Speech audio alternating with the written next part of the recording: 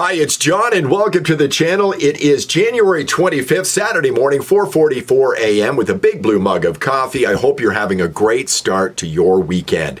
And I think it was in the movie The Godfather Part 3, horrible movie, where Michael Corleone says, I try to get out, but they keep dragging me back in. And that's how I feel about this liberal leadership race. I'd like to forget it, but boy, I'm telling you, folks, liberals seem to find enough suckers and fools out there to support them no matter how bad they are. And, you know, they found Mark Carney, the guy who's like in the witness protection program, missing since he announced he was running for the liberal leadership. They found him on the Rideau Canal. But what I'm going to do first, we're going to get to that clip of him in just a moment, spouting platitudes. We're going to have a quick clip from Donald Trump talking to the World Economic Forum, and then we will compare that to what Carbon Tax Carney said while he was skating in Ottawa.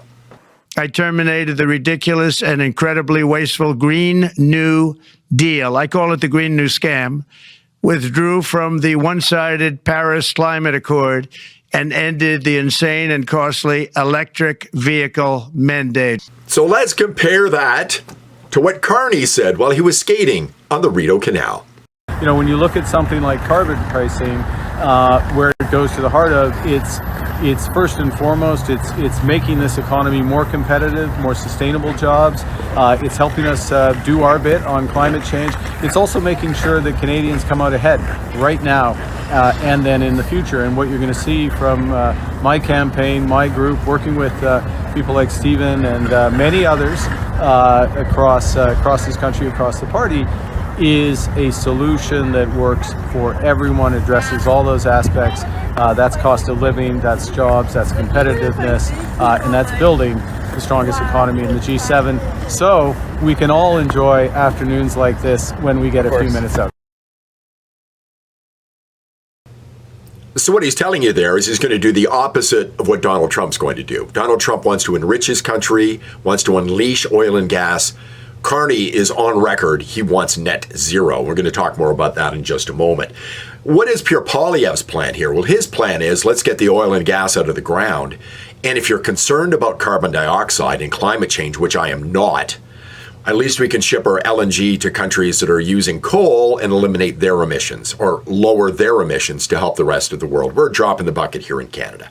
Huge country, 40 million people. We live in freezing cold temperatures where we need oil and gas to keep us warm. Every once in a while, my furnace kicks in behind me to make sure I don't freeze to death here in Calgary. But that's who Mark Carney is. He talks about working with Stephen, the guy in the orange suit you saw me insert into that clip. We'll talk more about him in just a moment. But Carney is on record, folks. He is who he is, but he's going to lie to you. Like I did in an earlier video, you can't spell liberal without L-I-and-E. And he's going to lie to you. And he's going to try to fool people. I think it was Mark Twain who said, it's easier to fool someone than to convince them that they have been fooled. And a lot of people have been fooled regarding this global warming climate change thing. A number of articles have popped up the last couple of days, written in major newspapers. Here's one of them right here. Don Braid, who works here in Calgary. This is his headline. Mark Carney is a climate zealot who won't back off Trudeau agenda. Here's the same headline, which is running in the National Post today. But let me read a little of this to you because people know who this guy is.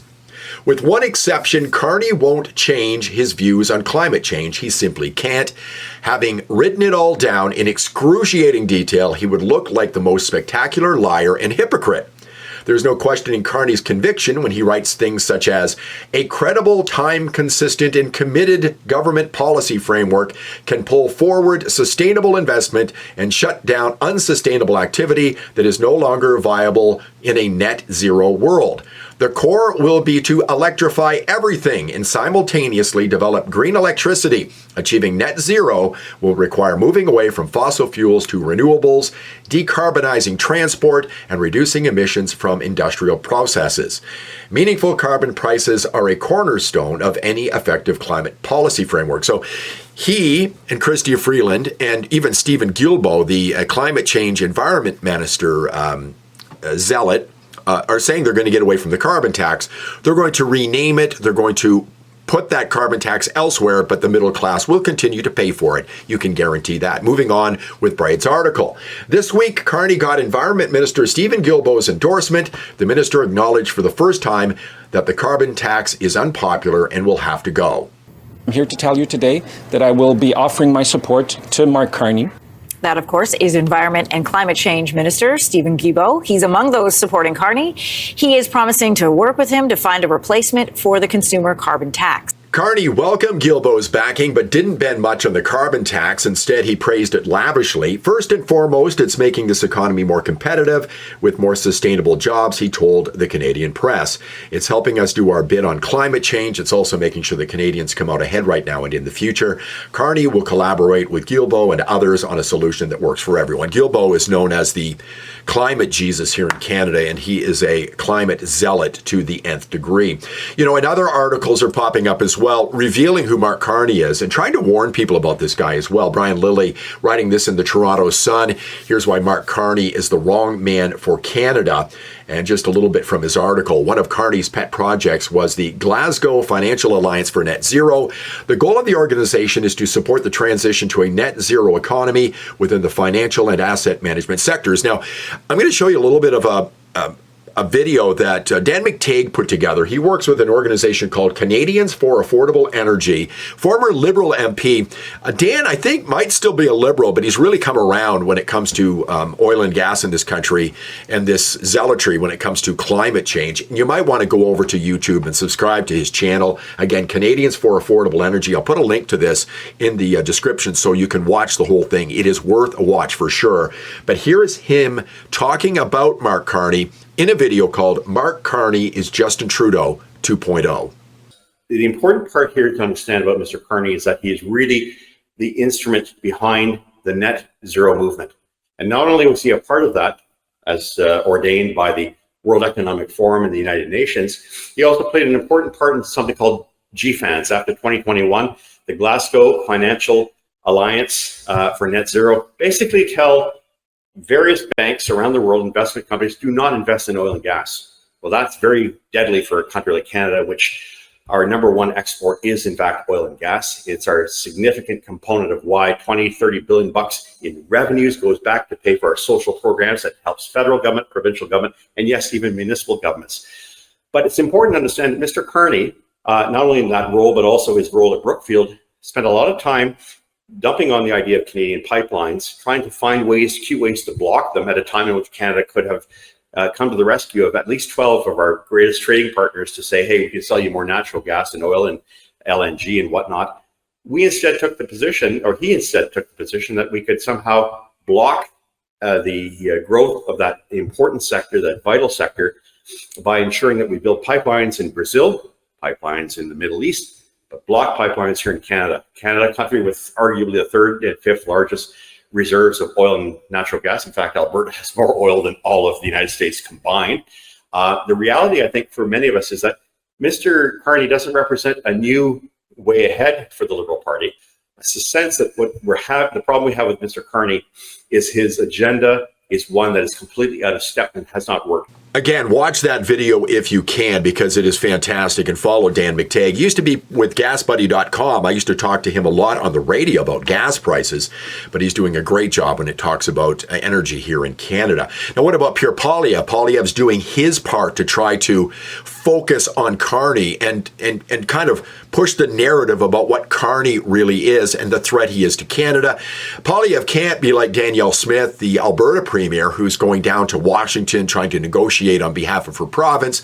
He's the leader of the opposition, but this is the kind of material he's putting together to try to focus on Mark Carney and tell people who Mark Carney really is. Mark Carney is back from Europe. And speaking as a European, to continue what Justin Trudeau started. A steady increase in the price of carbon. Carbon prices have been applied sparingly. They've been set far too low. He even called Trudeau's carbon tax a model for others. So no matter what he calls it, effectively a shadow carbon price, or price on pollution, you're going to keep paying. In some form of carbon tax. Carbon tax Carney. He's just like Justin. Another person that's doing a great job of focusing on the danger of Mark Carney is Michelle Rempel-Garner. Michelle being the MP for Calgary-Nose Hill, conservative, great writer, by the way. She's got a Substack. I'll put a link in the description so you can check her out. And she wrote about Mark Carney and how connected he is to Trudeau, saying, again, Trudeau 2.0. Here's a little bit from that article. Carney has been deeply embedded in Trudeau's circle for years. He served as a senior policy advisor and was tapped last summer to chair Trudeau's task force on economic growth. Former senior Trudeau advisor Gerald Butts is a key figure in Carney's political machinery. Trudeau's current chief of staff, Katie Telford, has reportedly been making calls on Carney's behalf to garner support among Liberal donors and influencers, and you've been seeing a lot of Liberal MPs backing Carney, including Guilbeault, which I showed you earlier in this video. 3 independent Liberal sources confirmed to The Sun that much of Trudeau's PMO staff is backing Carney. Tom Pitfield, Trudeau's senior pollster, also was reportedly doing work for Carney. In essence, Carney isn't just a Liberal insider. He's Trudeau 2.0, the continuity candidate for a government that many Canadians have grown weary of. Trudeau 2.0?